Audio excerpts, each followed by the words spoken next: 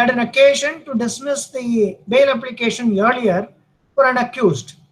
That very person had knocked the doors of the High Court once again, invoking 167. There, after taking note of the COVID-19 situation and the Supreme Court extending the period of limitation, inverted comma, period of limitation for certain purposes, his lordship felt that it will not affect the indefeasible right guaranteed to the accused. He is entitled for bail.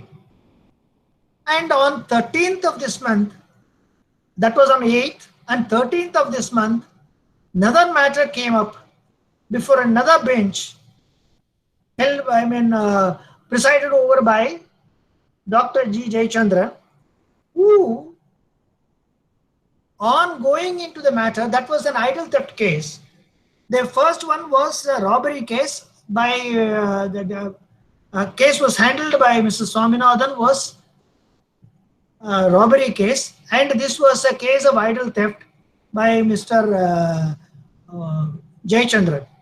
In that case, he had read the orders, and in particular paragraphs, two paragraphs, he had made that, he had observed the order of the Justice Swaminathan in view of the Supreme Court is virtually non-est, and he had proceeded.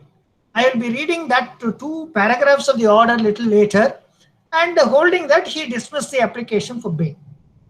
Thereafter, his lordship felt, the Chief Justice, my lord, the Chief Justice felt there being a conflicting views from the same bench or same court need to be resolved. Accordingly, he had formulated an issue asking to identify which one is the correct law, which one of the case has decided the issue correctly. I will read that portion of the reference also, which is in paragraph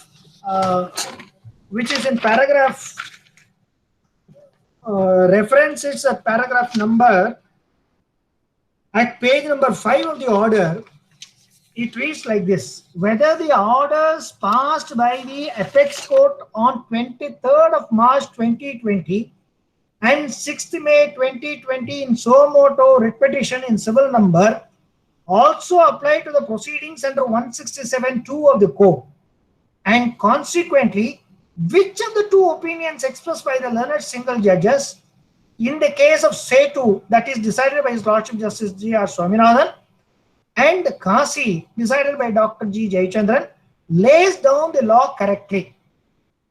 That is, the reference to be answered that arises out of the conflict of opinions, it starts and says which one of the decision lays a correct proposition of law. Looks like a moot court question. It has been referred as a reference. And bench has been, let the question be answered by a division bench presided over by Honorable Mr. Justice P.N. Prakash at Madurai bench itself. This is the issue which has invited this debate. Now, as far as 167(2) is concerned, whether it prescribes any limitation or it is only the outer limit for denying the bail for the accused, denying the bail, or whether a person can be still detained when the investigation is on, is the issue. Now, when you see section 57 of the Code of Criminal Procedure states within 24 hours, a person has to be, after arrest, has to be brought to the court. I'll read for the benefit section 57. No police officer shall detain in custody a person arrested without a warrant for a longer period than under all circumstances of a case is reasonable, and such period shall not, I emphasize shall not, in the absence of specific order of a magistrate under 167, exceed 24 hours, exclusive of the time necessary for the journey from the place of arrest to the magistrate court. Now, prior to 1973, in 1898 code, it was within 24 hours and subsequently 15 days time was given for detention of a person when the investigation is on. The investigation is expected to be over within 24 hours originally, and subsequently it was extended to 15 days. Thereafter, you can take your sweet time, but if it is not completed within 60 days for a less serious crime, the accused is entitled for a bail, and for a serious crime after 90 days, he is entitled for bail. It does not pass any embargo or does not prohibit the prosecution being launched. It only says the accused is entitled for the relief of bail. Now, if we take into account this 24 hours theory, by virtue of the Supreme Court order, can we say that the investigation, the police officer, after arresting a person, detain a person for because of the COVID-19 situation for any number of days thereafter? In my respectful view, that sort of an interpretation cannot be extended because it infringes Article 21. You cannot detain a person forever by virtue of anything which is not provided under the code. Very simple and straight. Similarly, a person who has been arrested and produced before the court of law, the court grants a 15 days remand police custody. And because of on the expiry of the 15th day or on the expiry of the 14th day or 5 days, whatever the period they give, you are duty bound to hand over the person to the court. Now, by the orders of the Supreme Court which has been given on that day, extension of limitation within court can we take, that can be extended for any amount of time? I feel that may not be possible, because that stipulates only within that period a person has to be produced before the court. There is no limitation. What they say is within this period you should produce. Otherwise, the subsequent acts are not legal.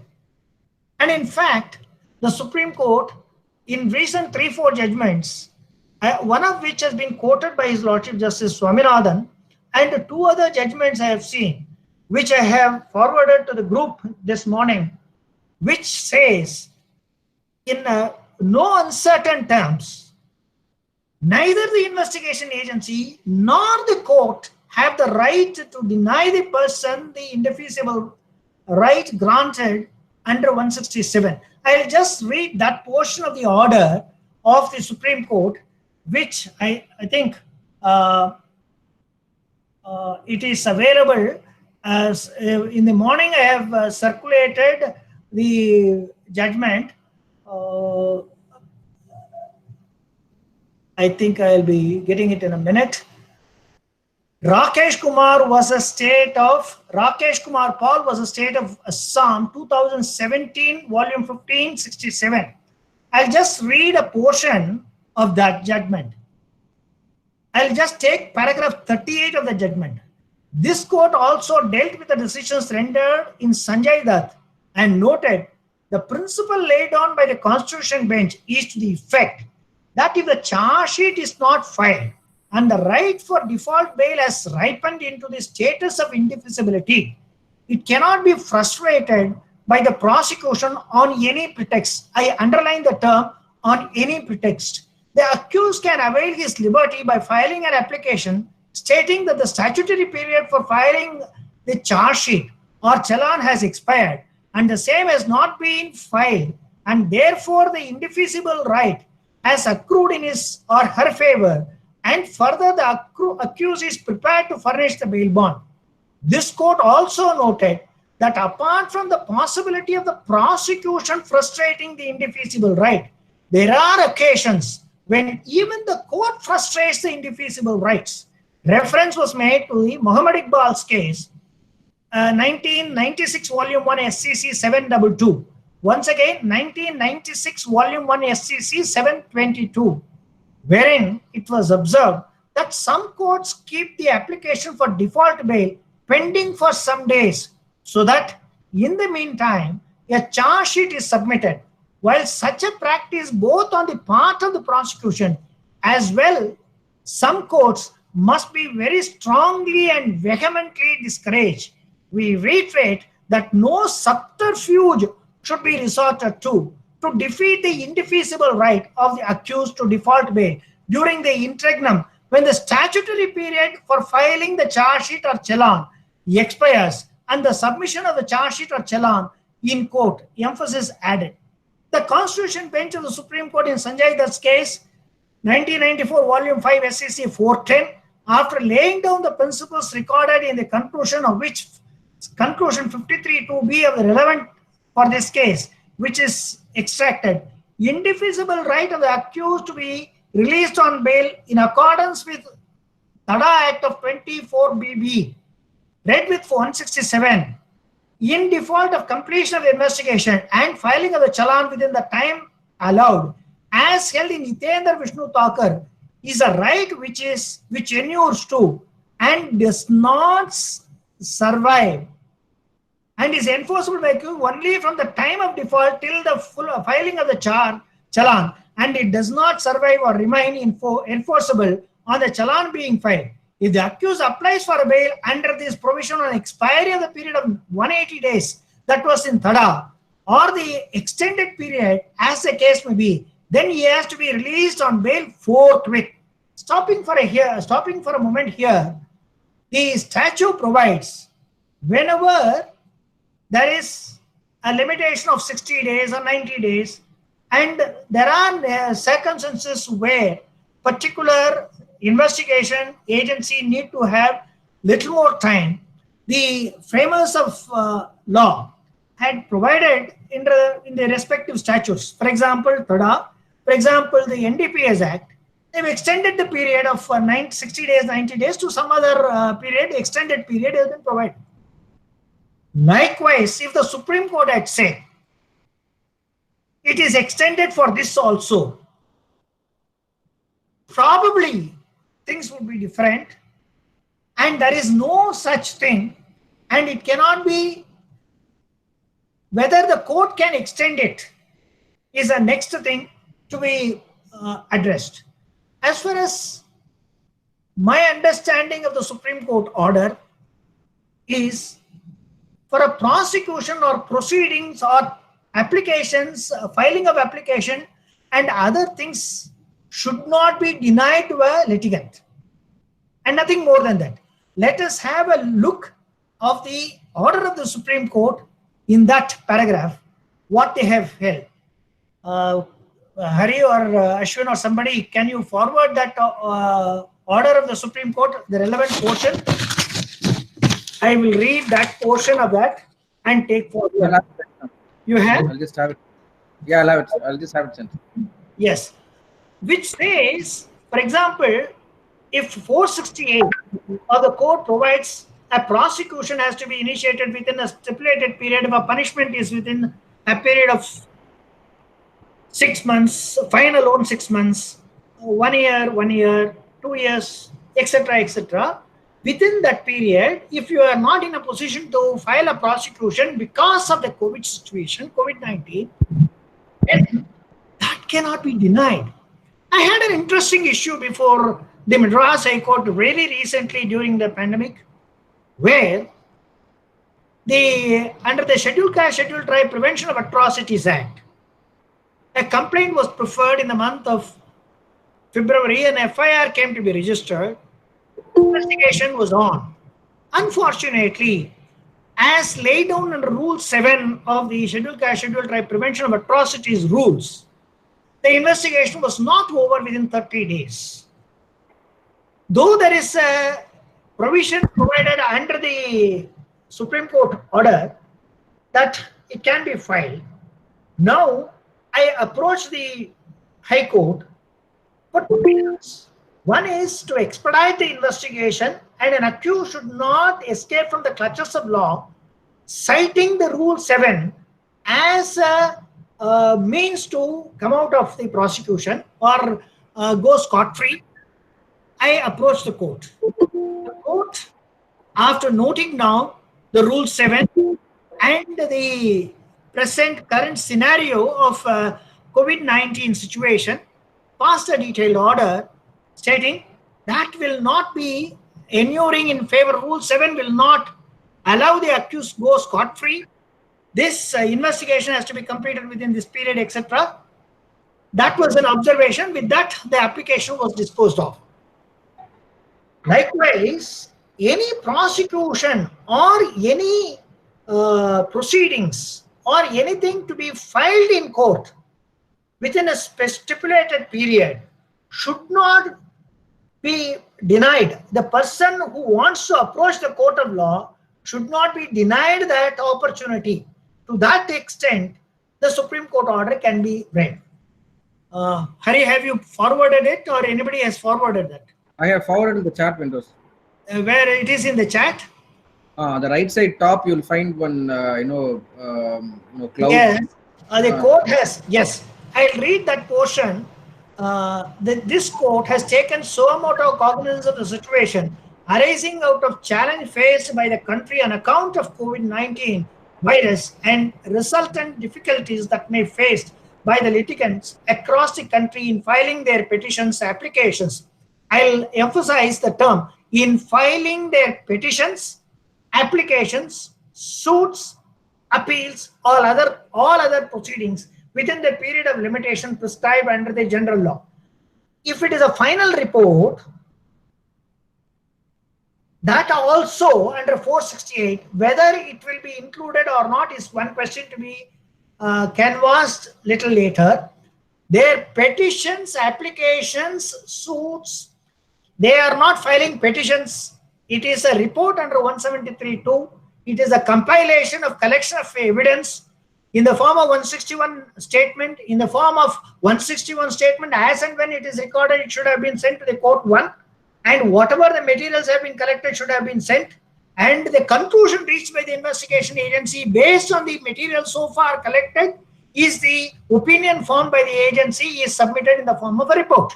173 subclass 2, subsection 2, sorry. That is one.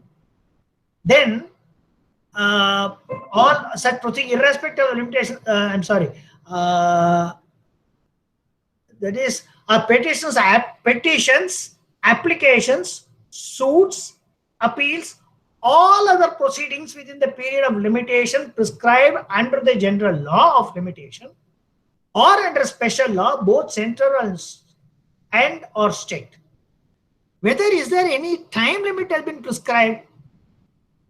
In my view, there is no time limit has been prescribed for filing the report. You can file the report even after 60 days. You can file the report even after 90 days. But the benefit inures in favor of the accused. Liberty provided under Article 21, can it be whittled down on a flimsy issue stating the investigation could not be completed, I have not filed the charge sheet? Normally under 173 or 177, the investigation agency of the local area collects the material. And they collect the material, file the report. Originally, it is within 24 hours and later on 15 days, and further it has been extended for a further period.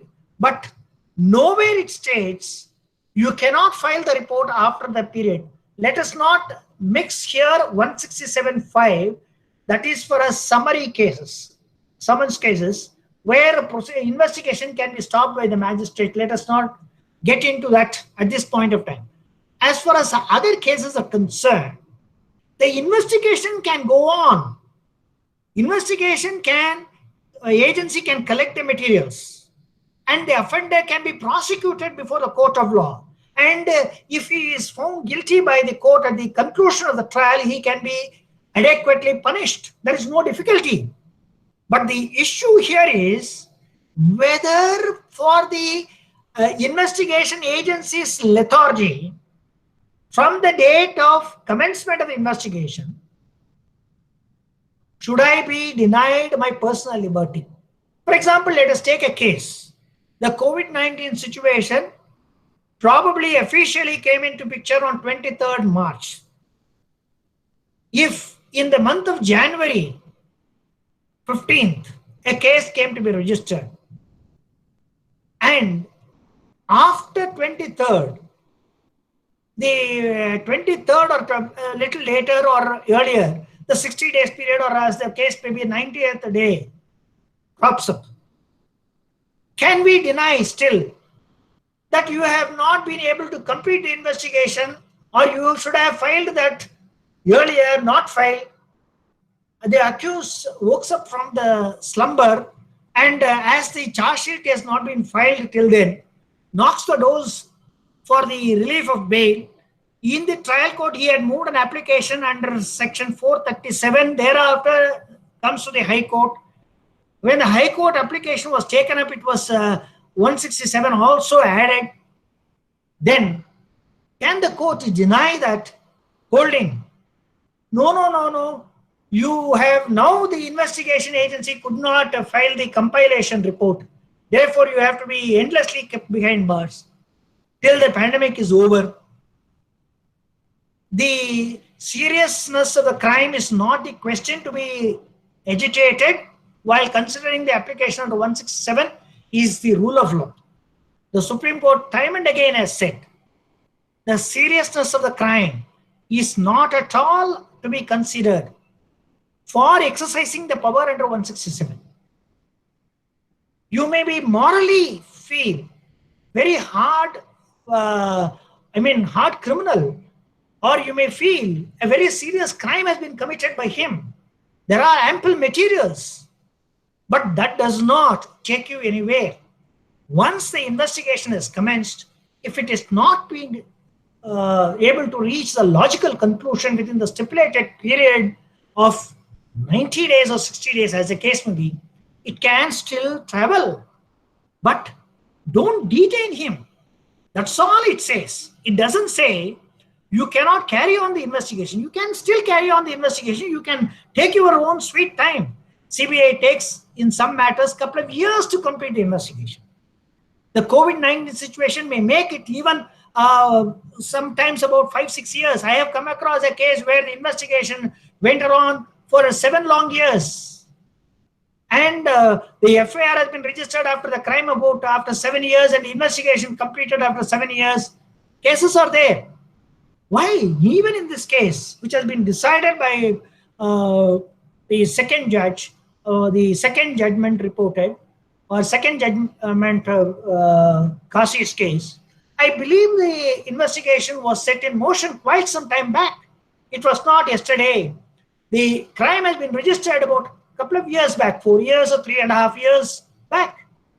And from the slumber, the investigation agency truncated, or from the slumber, the investigation agency placed before the court of law a confession of a co-accused and a recovery from the relative of the accused something. All these materials have to be seen only at the time of trial. That cannot influence the court. That cannot the parameters to be looked into. For consideration of 167 is my view, is my submission, is my understanding of law. The couple of judgments which I've read, which also I have circulated, probably all the viewers may get from the persons who have organized it, those judgments,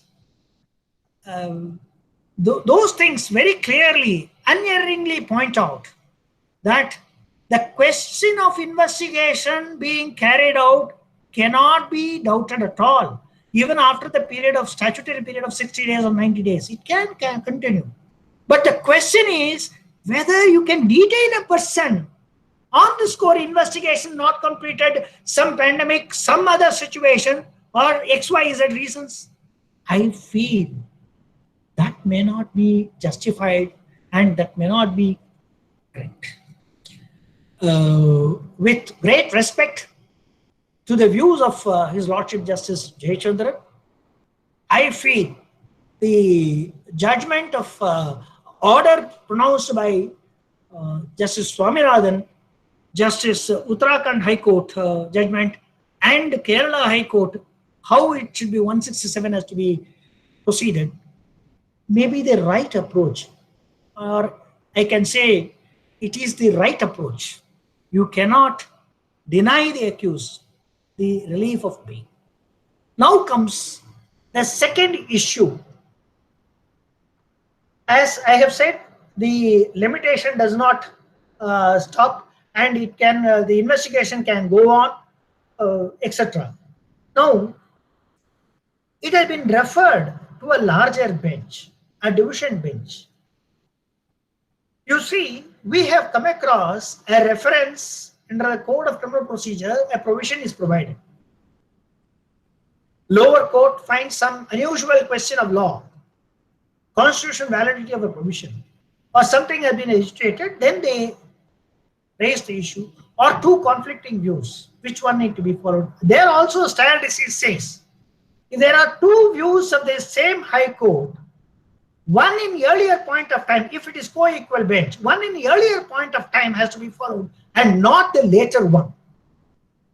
If two views are there of the co-equal bench of the same court, unless it is overruled by Supreme Court, one person saying this judgment of Supreme Court or this view of the Supreme Court has to be followed like this, the other judge says, no, it should be viewed like this.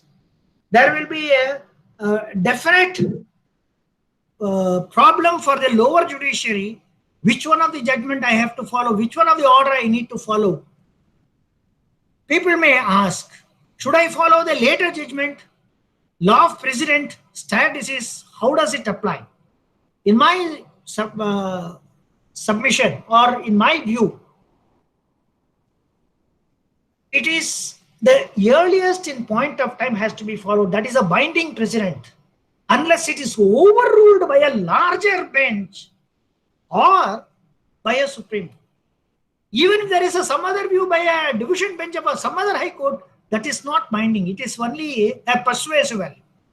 In fact, I had an occasion when I entered the profession to argue the issue of stare decisis before His Lordship Justice K.M. Natarajan on the issue of section 256, whether a complaint can be axed down or not.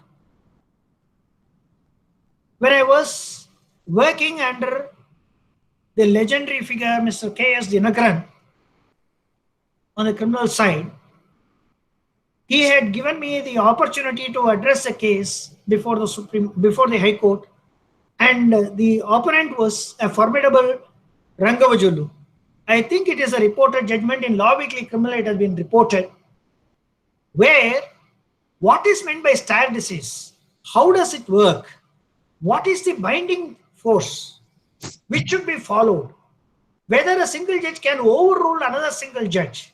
All these issues have been threadbare analyzed, and a lot of Supreme Court judgments have come which says how, as I think law of precedent is an interesting topic that itself requires a lot of debate, lots of inputs to be given. Therefore, that has to be a different issue to be looked into from a different angle. As of now, whether decided case can be a part of reference is the question. Two cases are there. One is a decided case. The other is pending. Which one to be followed? Or the later judge doubts about the earlier judgment or order. Then, if there is a clear and straightforward judgment of the Supreme Court, then he can directly say the earlier judgment is per inferium because the Supreme Court has answered 167 directly in this way. I am duty bound to follow, he can do that. In the absence of which, for avoiding conflict of views, avoiding confusion among the lower judiciary, it would have been most comfortable situation prior to deciding the issue to replace the matter to my Lord the Chief Justice for constituting, if required, a larger bench to decide the issue. Now, two cases. One is bail is granted, another is bail is dismissed. Both the applications are no more available. Now the reference is there. Reference is based on the Supreme Court order, how it should be interpreted, which one is. Can it be done under the appellate side rules? And Order 1 Rule 6 deals with a full bench, whether a division bench. And who will be addressing the case? Because the list is over, the parties have left the scene. You will be issuing notice to those parties, and both the matters are the questions to be addressed. I think as the matter is sub judice, as there is a reference, I don't want to travel beyond this on that topic.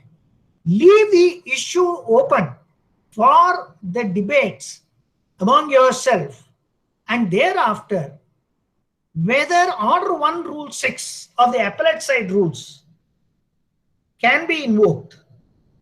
If anybody is addressing the argument, can further address in these cases whether this application or this reference, how it should be addressed, how it should be carried, and how it should be proceeded with.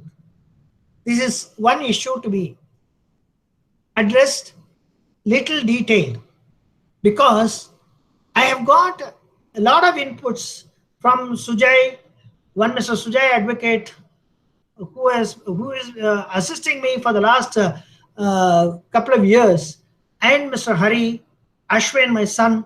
All of them had given me a lot of information. In fact, Bhaskar of erstwhile Ram and Ram had also given some inputs. But all those inputs, we have to travel further, whether the reference falls within Order 1 Rule 6 of the appellate side rules.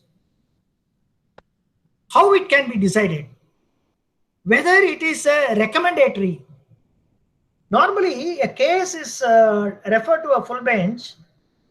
They will answer the reference and it placed before the court where the list is pending. The decision will be arrived is one sort, and the second is the list itself is being disposed of by the larger bench. Two ways of looking at it.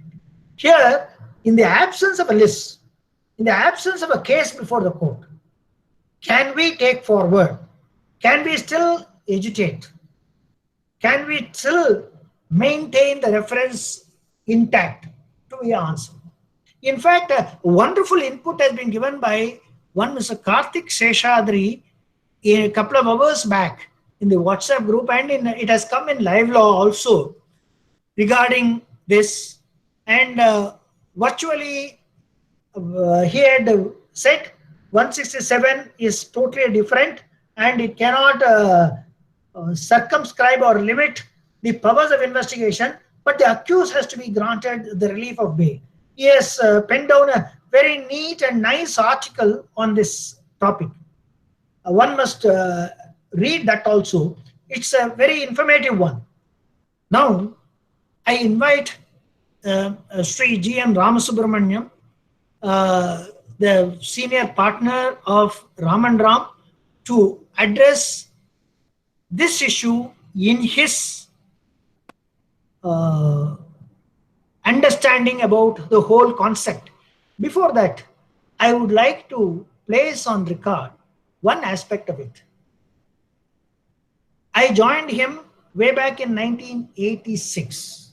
In fact, he introduced me to Mr. Dinakaran in 84, and 86 I came back to him. I never had a very good academic career. He had shaped me as he has shaped me as a person. It is up to me to be a good person or good citizen in the society. That is a secondary thing. But he had made me as a person. Gave me wonderful opportunities. And the day would not have passed without arguing with him, any issue for that matter, it is an understatement to say he is my friend, philosopher, and guide. Much more than that. In fact, every issue before arguing in the court of law, I'll be arguing before him. We will be having a tremendous amount of conflict of expressions, but he will virtually kindle me to work further. But for him and Mr. Dinakaran, I would not have been reached the position what I am. The entire shaping up belongs to them, and in fact, Dinakaran had removed from the clay the dust and other things. Mr. Ramasubramaniam shaped me what I am today. I am indebted throughout my life for what I am today. And with this, I request Mr. Ramasubramaniam to express his views on this. And thereafter, we will have a small session subject to the time of debate. Please take over.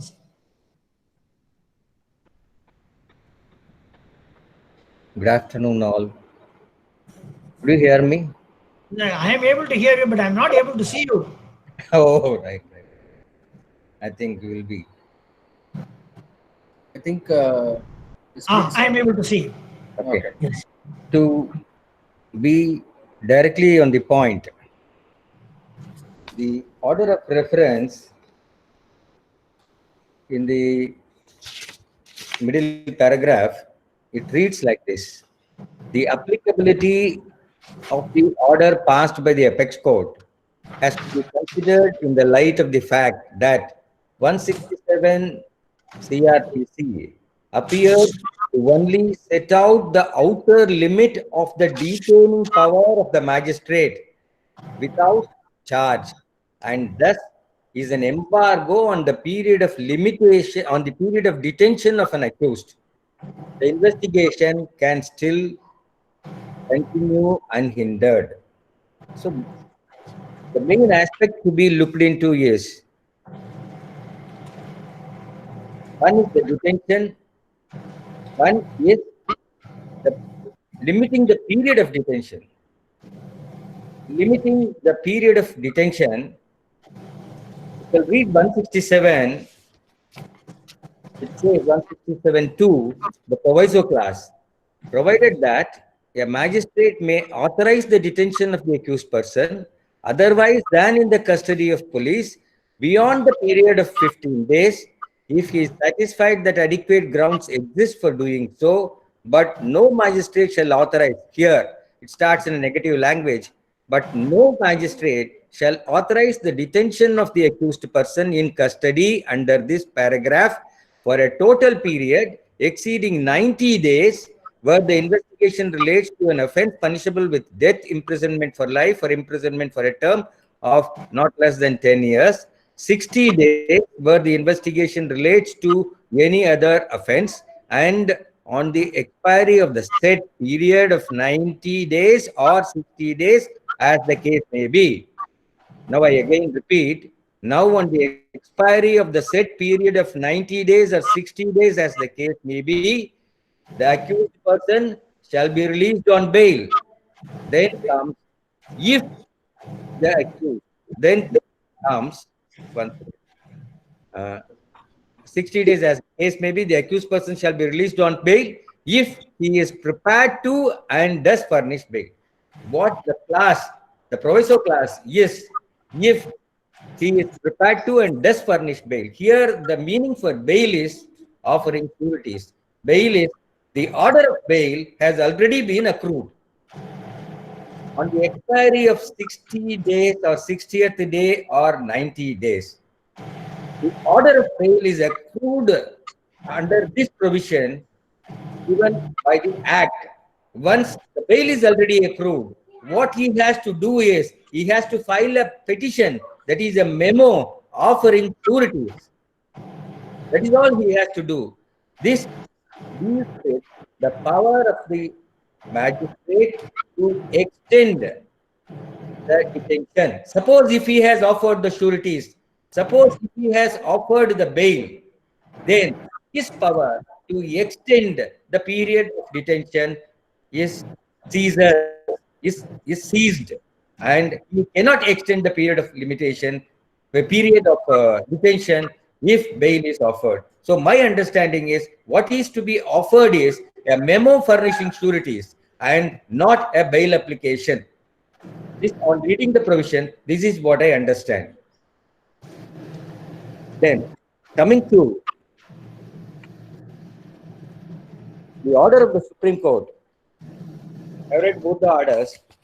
The order of the Supreme Court, we have to. One second. One second. Somebody has stated not audible. Just want to clarify if the audio is good enough. Audio is very good, sir. Thank you. See, order of Supreme Court, we have to understand the order of Supreme Court, and we cannot interpret as it had been clearly mentioned by His Lordship Justice Swaminathan. We are not here to interpret the order of Supreme Court. We have to obey the order of Supreme Court. So, for obeying the order of Supreme Court, we have to understand the order of Supreme Court. The order of Supreme Court first applies to. One second.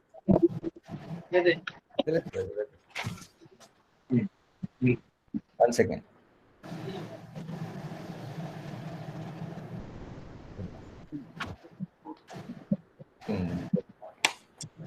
Yes. It starts like this. Difficulties that may be faced by litigants across the country in filing their petitions, applications, suits, petitions, applications, suits, appeals, all other proceedings within the period of limitation.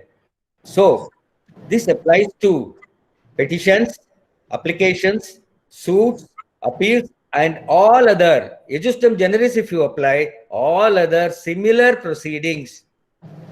This will apply. Wherever a period of limitation is prescribed by the enactment, the period of limitation is extended for filing of petitions, applications, suits, appeals. Here, the embargo is only for detaining a person. The period of limitation is not for filing charge sheet. So that part is understood very clearly. If the extension, whether the extension given by the Supreme Court applies to 167(2) is the question. Whether it can apply when an embargo on detention or when the liberty of an individual is at stake, when the liberty of individual is to be denied, the courts have to be very careful and jealously protect that liberty of individual. Now, Article 21, no person shall be detained except under Due process. procedure established by law. Yes. So the procedure established by law is very important when you want to detain a person. In my opinion, even courts cannot extend or deny the right which had already accrued to the person. It can be done only by an enactment. It can be done only by the parliament. It cannot be done by a GO. It cannot be done by courts. It has to be done by the parliament as it had been done in several other enactments. If the government wants to do, they have to bring an amendment to the enactment, and courts have to interpret the enactment and they have to follow the enactment. When the language of the law is clear, it has to be followed. The language of the law is more important. It starts in a negative language. You don't have, the magistrate does not have the power to detain the person. When the magistrate does not have the power to detain the person, it goes directly to the subject that he has to release him on bail once he offers sureties. Once the sureties are offered, he has to be released. Now we will take a position, situation like this. To whom does this order of Supreme Court will apply? Suppose I am not in a position to offer my sureties after the expiry of 90 days. On the 91st day, I am not in a position to offer my sureties. I offered it on the 96th day, whereas on the 92nd day, the charge sheet is filed. My application should be dated back to 91st day, and I should be released on bail. In this situation, the order of the Supreme Court will apply, not to deny my bail. See, coming to the Article 21, Article 21 has to be viewed very seriously. As Ramesh said, the gravity of the offense, see, after all, it is bail. You are not prohibited from proceeding with the investigation, filing charge sheet, convicting the accused if he is found guilty. But here, he is considered innocent till he is convicted. It is given, the right is given to an innocent person. He is considered innocent. He may be alleged. Article 21 directly operates here. This is a protection given to an innocent person, that let him not be detained more than 90 days, even in serious crimes. If the charges were not framed, what is important is charges framed. See, if they have not proceeded with the investigation and filed the charges within 90 days, the right is accrued. In my opinion, bail is already granted. So this is the position. As far as the second question is concerned, once the matter is disposed under 362 and where an appeal lies over that, only an appeal can be preferred. A wrong judgment cannot be corrected. A wrong judgment, even if it howsoever wrong, it can be corrected only in appeal. Cannot be corrected by another judge. And here, once a judgment is passed, the reference can be only in respect of the point which has to be agitated and cannot to the judgment which had been rendered and already been passed. The division bench can pass an order in respect of the point of issue and what is to be followed further. But only an appeal can decide whether a judgment is right or wrong. After an issue is over, only an appeal can be decided and not a reference can be decided. So I conclude my submission based on two things. One, based on Article 21, an interpretation of the order of the Supreme Court, where there is no reference to any provision of Criminal Procedure Code, or where it is only an embargo on detention and not on filing charge sheet. The Supreme Court order does not apply to 167(2), except in giving the right to the accused to move an application, or in respect of the right given to the accused to move an bail application or whatever it is.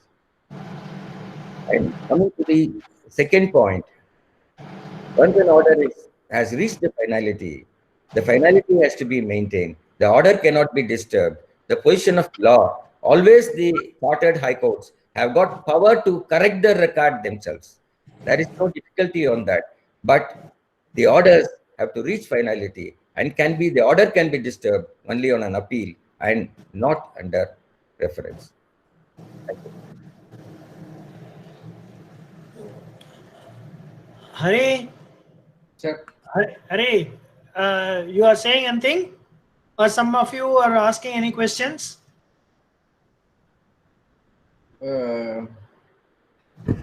we have been born to be very. Huh?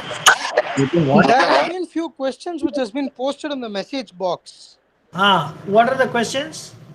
One person wanted you to address on a particular issue. One person named Dharma Prabhu. Ah, He states that, however, all remands were extended by Honorable High Court in view of Section 482 CRPC, taking away the powers under 167.2 CRPC, as there was no occasion to produce the accused before JMs to authorize further detention in view of Section 167.2. ah, This is the expression proviso 167 bears. JMs are not extending at all. In view of order of the HC in excess of 482, all remands were extended. He wanted you to address on this particular issue. this pandemic is preventing the courts passing an order of remand. They are not able to have the remand extensions, is the question, is the issue, correct? Mr. Dharma Prabhu, you're online. Could you please respond? I'm unable to unmute you. Sir, good afternoon, sir. Hope I am audible. Yes, you are audible, sir. Sir, my question is, the Honorable High Court has extended the remand till May end, and in the month of May, all remands were extended till April, since we were under lockdown. So there was no occasion for the production of the accused before the judicial magistrates, since all the remands were extended by a blanket order. And that being the position, whether the 167.2 subclass, it says that no further custody can be authorized. After the stipulated period is over, when the investigation has not been completed? Yes, sir. That is, you are posing a question where the investigation is not complete. The accused is languishing in prison and the statutory period for completion of investigation is over. Whether the extension of remand requires consideration or the court has to grant bail for those persons. Am I right? Yes, sir. No. That is, a person has been arrested, sent to judicial custody, and the period of remand being extended time and again. Unfortunately, in the interregnum, the statutory period of 60 days or 90 days for completion of investigation and for consideration of bail has crossed or lapsed. Whether the accused is entitled for a bail or not. No, sir. I am of the opinion that when the physical protection of the accused is not before the courts, correct? Why can't we extend the limitation or the detention? No. Here to exclude the application of 167. Here is a case where the investigation is over, the final report has been filed, and thereafter the extension of remand takes place in the absence of the accused. Neither the video conferencing nor physical production has taken place. Whether such a remand is possible is your question. No, sir. In fact, I am justifying the later judgment because the accused are not being produced before the court for extension. Okay. That being the case, is there any application necessary for 167.2 bail? No. Whether the cases are where the statutory period of 90 days or 60 days for claiming your vested right can be denied or not. You are entitled for as a matter of right bail if the investigation is not completed within the period.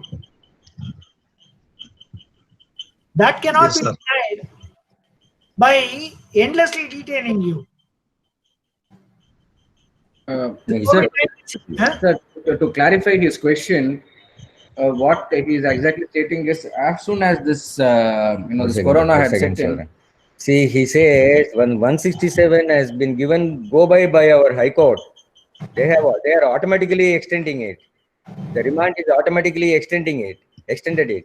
High Court has extended it. Once they have automatically extended it, they have given High Court has given a go by to 167. They have extended it for a period beyond 15 days. Am I right? Is it beyond 15 days? They have Yes, sir. extended Yes, sir. for 15 days. So where is the question of when 167 is totally given a go by automatically extending it? So that also will reflect on this issue according to him. That will, my understanding is that will not inure in favor of the prosecution, and whatever the right accrued to the accused cannot be denied, sir, on any pretext, unless the statutory provision is there. You have not followed the statutory provision for some reasons that cannot deny you the right. Our Article 21 cannot be driven to the back seat. Thank you, sir. Thank you.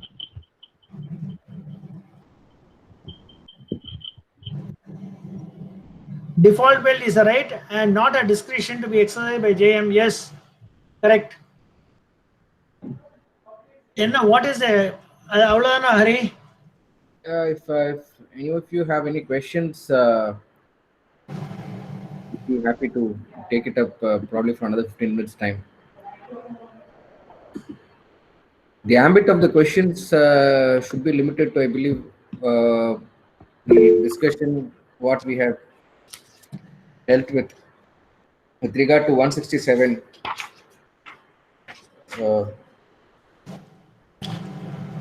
All right. I think whatever we wanted to express, we have expressed it, and no question is not coming up. We can conclude with this. As far as my understanding, as far as the reference is concerned, somebody has to vegetate when it is taken up, and matter is still pending. We will not be in a position to go further deep.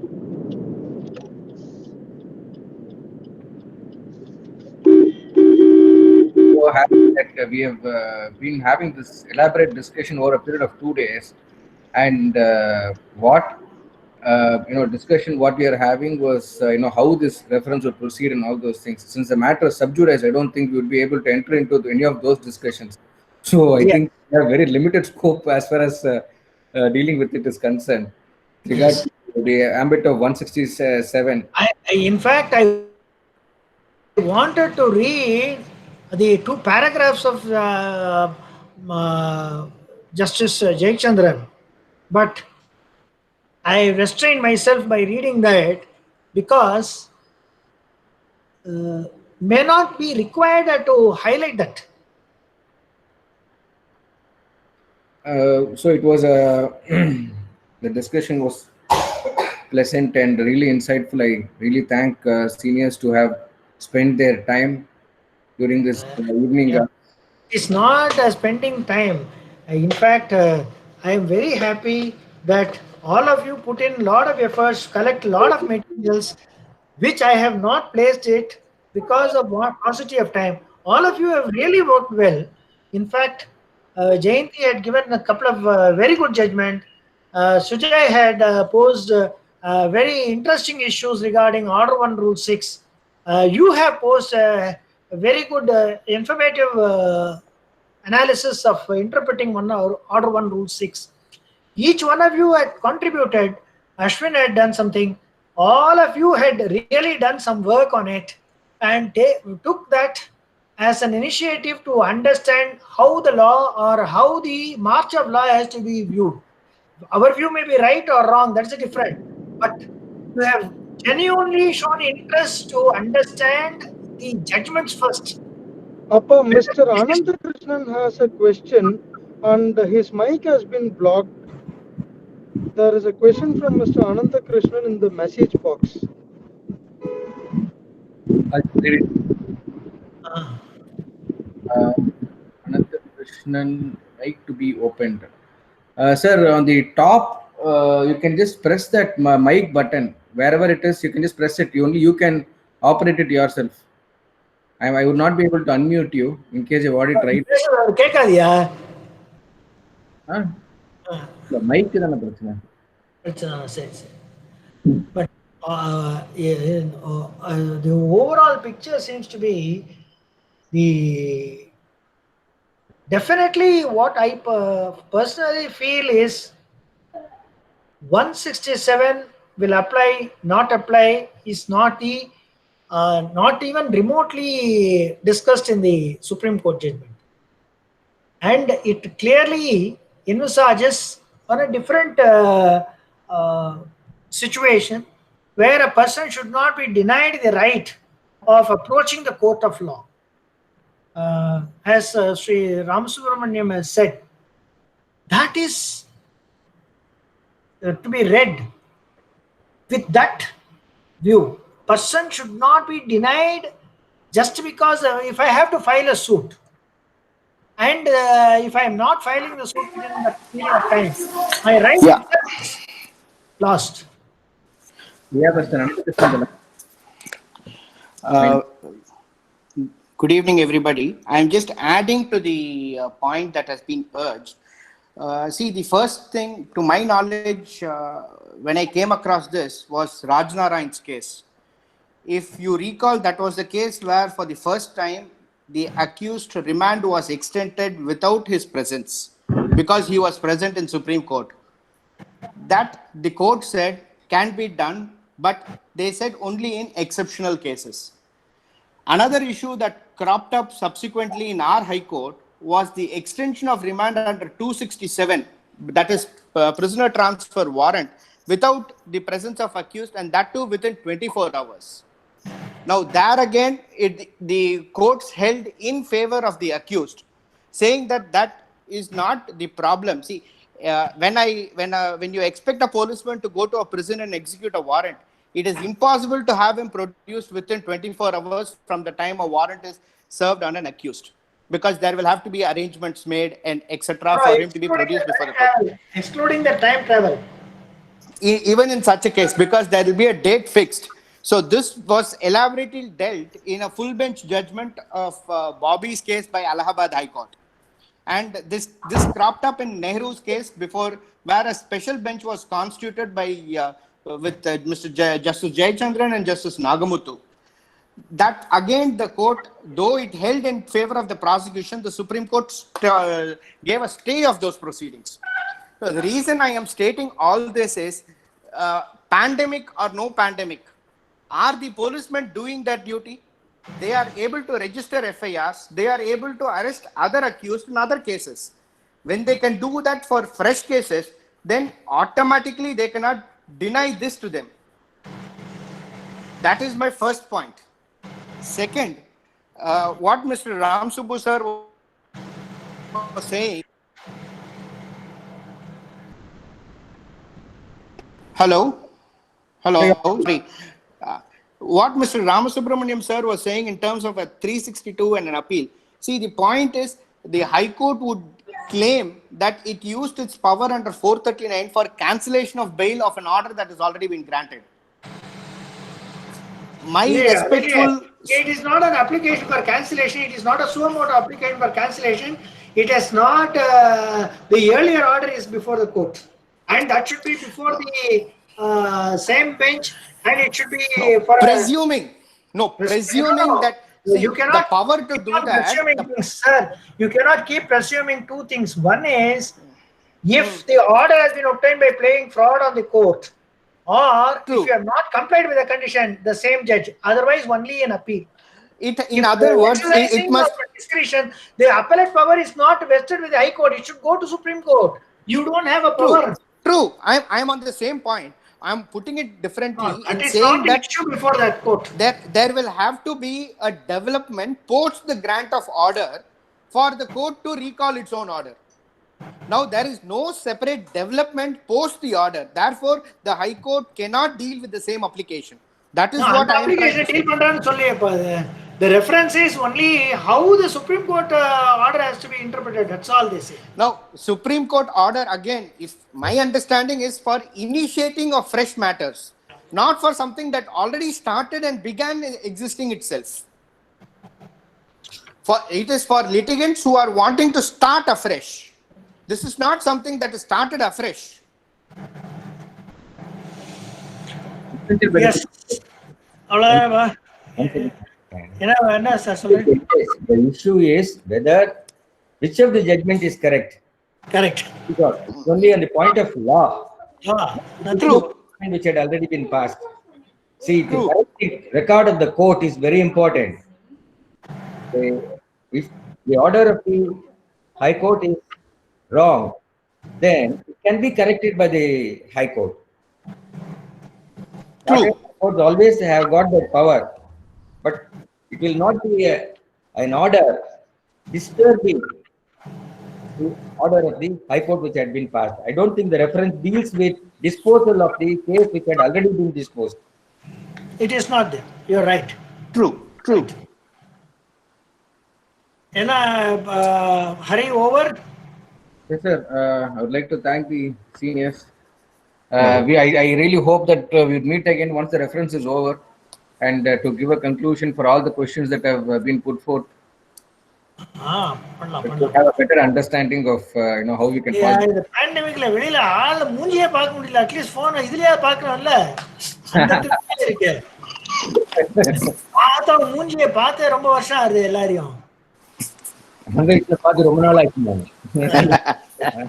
ஏன்டா? அதனால அது பார்க்கிறதுக்காக ஒரு opportunity கிடைக்கிறது இல்ல. சரி, thank you very much for your time, valuable time. நான் அப்புறமா கொஞ்ச நேரம் கழிச்சு போன்ல பேசுறேன் sir. Okay, right. Right. Thank you.